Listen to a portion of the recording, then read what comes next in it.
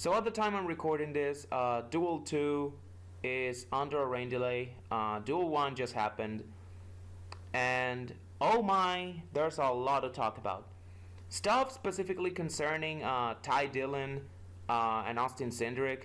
Many people, of course, on Twitter, on Instagram, they are complaining about Austin Dillon, Ty Dillon missing out despite him just being a top 10 car all day long. Meanwhile, Austin Cindric, he started out strong, but he got a penalty towards the end, and he finished one lap down, I think. I don't know if he finished one lap down or not. I'm gonna say he will. I think he did. But he finished way behind Ty Dillon, and because of that, you'll think that Ty Dillon is in the Daytona 500. Many people are saying that he should be, but he's not. And a lot of people are confused. Many people are saying that, of course, NASCAR is once again just making stuff up, but this is actually a rule. And after interacting with a few NASCAR fans on Twitter, it seems like this rule has been around since 2005, 2006. So it has been around for quite some time, but it hasn't been around since forever, like many more traditional NASCAR fans claim to be. This is actually one of the newer rules in recent memory. But of course, that doesn't mean that the rule is perfect. Of course, no rule is perfect. So basically what this rule it means is that, and Jeff Gluck actually put it pretty well on Twitter. He worded it pretty well. It basically means that the situation is that Ryan Preece, he was the fastest qualifier on qualifying day on Wednesday, the day before the duels began, and because of that, he had already locked his spot in the 500 by virtue of his qualifying speed. He and David Reagan were the two drivers that did that. So that left two open spots for the Daytona 500, which were going to be decided by the duels. The two drivers that race their way into the dual races. However, Ryan Preece, he finished 5th in the duels, which means that not only was he the fastest qualifier of the open cars in his duel, but he was also the highest finisher in that dual race of all the open cars as well. Which means that Ryan Preece advances, according to the NASCAR rulebook, Ryan Preece advances by virtue of his dual finish.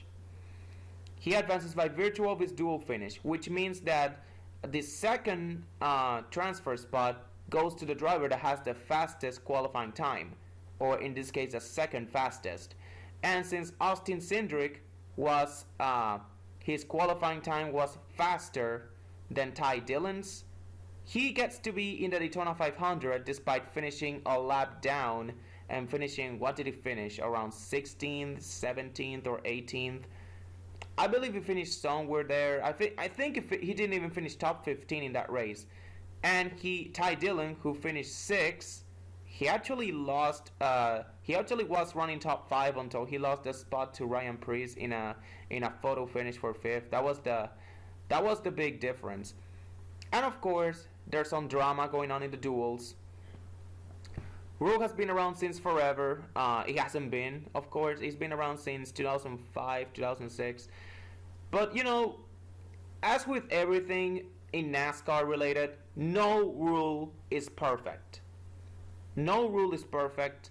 And, of course, every rule has, of course, its own loopholes, which in this situation, it can lead to a driver just putting on a show in the duels and not advancing because a driver that had already locked his spot in due to qualifying actually ended up beating him to the line, and because his qualifying time and because he posted the slowest qualifying time of all the open cars, he doesn't get to be in the duel. Now, here's a simple rule change that I proposed, and I actually posted it on Twitter with mixed reactions, of course. But basically, my rule change is that if you are the highest qualifier, you are automatically in the Daytona 500. Apparently, NASCAR doesn't treat it as such. Apparently, the NASCAR rulebook says that the qualifying time is more of a backup, is more of a fallback for the drivers who post, for the open drivers who post the fastest qualifying time but don't do well in the duels to just get them to just lock themselves in the Daytona 500. And of course, this has drawn some confusion because are these drivers that posted the fastest qualifying speed, are they locked in or not? Well, in my opinion, they are. Many people say that they technically are not locked in because their qualifying is more of a backup. They still have to race their way in. Look, they don't have to race their way in. You're locked into the qualifying spots. If you have a qualifying spot as a backup, that means that you're technically locked in no matter what happens. So Ryan Preece, before the duel started, in my eyes, Ryan Preece had already locked himself in. So he should actually be locked in due to qualifying speed. And the other drivers should actually race their way in. Ty Dillon, Austin Cindric, Timmy Hill in this case, which were the three drivers that were open cars in the dual races, they should be racing their way in. Ryan Preece has nothing to do, should have nothing to do with these guys. But because Ryan Preece, for some reason, he's still being treated as an open car, even though he's posted the fastest qualifying speed, even though he's technically safe for not qualifying for the Daytona 500, he's still treated as an open car. And because he posted the highest dual finish, according to the NASCAR rulebook, the dual finish takes priority over the qualifying speed. So Ryan Preece makes it in due to his dual finish. I think that's wrong. I think it should be the other way around. I think that qualifying speed should take priority over the dual finish if it comes down to the situation, of course, because I saw people that actually were confused by stuff like this. I heard some people tell me that if it came down to that, then Ty Dillon wouldn't even have a chance. No. All I'm saying is that if it comes down to situations like the Ryan Preece situation, where he is both the fastest qualifier and the highest finisher in his dual race, if it comes down to that situation, then you go for the dual finish. You take the dual finish into consideration instead of the fastest qualifying in this situation. The problem here is the way that Ryan Preece locked himself in. I think that Ryan Preece should lock himself in by virtue of his qualifying speed and not by virtue of his dual finish. That's the problem here.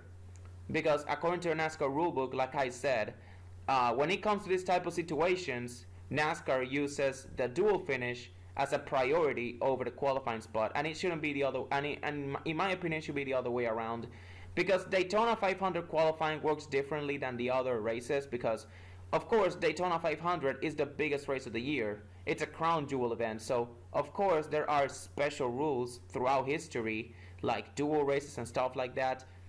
And of course, that's not to say that qualifying doesn't matter. I mean, qualifying does matter. If you do well in qualifying and you need to race your way in to the Daytona 500, if you do well in qualifying, you're actually exempt from doing it. You are locked in if you qualify on time, on speed.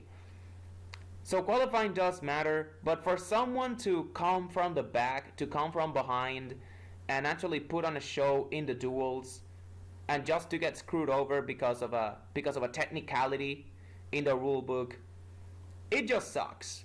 And I cannot even imagine how many drivers over the past 15 years have been screwed over by this rule. Of course, it's a pretty fair rule, but it's not perfect. I think this rule could be improved upon if you just did what I said. For example, if the driver that has the fastest qualifying, is also the driver that finished the highest in this dual race, then in this situation, what you do is you take You don't take the qualifying speed. You don't take his dual finish. You don't take his dual finish as a virtue of advancing. You let the driver advance by virtue of his qualifying speed because he was locked in anyways. And then for the second transfer spot, you have the second highest dual finisher instead of the second fastest qualifier. Because I think it should be like that because NASCAR puts a lot of priority into their dual races. So for them to just put their qualifying spots, out there, I'm just at a loss for words. But of course, all of this could have been prevented if the charter system was not in place, because all throughout practice and even during qualifying, the Rickware racing cars, specifically the 51 and the 52, and maybe the 15 there as well, Rickware Racing is running 4 full-time teams. The 15, the 51, the 52, and the 53. You're telling me that a backmarker team has 4 full-time entries, the 4 slowest cars on the track. This means that they are in no danger. Of missing the race. They can run like 5 to 10 miles per hour slower than the rest of the guys and still lock their way into the 500. I believe that Cody Ware and Josh Bilicki, they actually finished last. They were actually finished last in their dual race. Like Cody Ware, I think he finished 21st. Bilicki finished 22nd. No, actually no. Cody Ware finished 20th because Alex Bowman, of course, had that mechanical issue that dropped him a few laps down. But Josh Bilicki finished last. The two Rickware racing cars were nowhere to be seen in this dual race. And I believe that if the charter system didn't exist, then I can actually see a world where Ryan Preece, Ty Dillon, and Austin Cindric, maybe, all 3 of them actually make the Daytona 500, while Cody Ware and Josh Bilicki don't. I can actually see a world where these guys make it in, and then Ty Dillon and then I can see a world where Ryan Preece makes it in by just being high up on owner points, and then Ty Dillon makes it in by racing his way in, and Austin Cindric makes it by qualifying speed, and the true Rickware racing cars don't make it. I think that's how it should happen. But because the charter system exists, and because Rickware Racing has 4 charters, even though they're a backmarker team, of course they're going to run the full season no matter what. They're just gonna be slow cars. They're gonna be rolling chicanes all season long.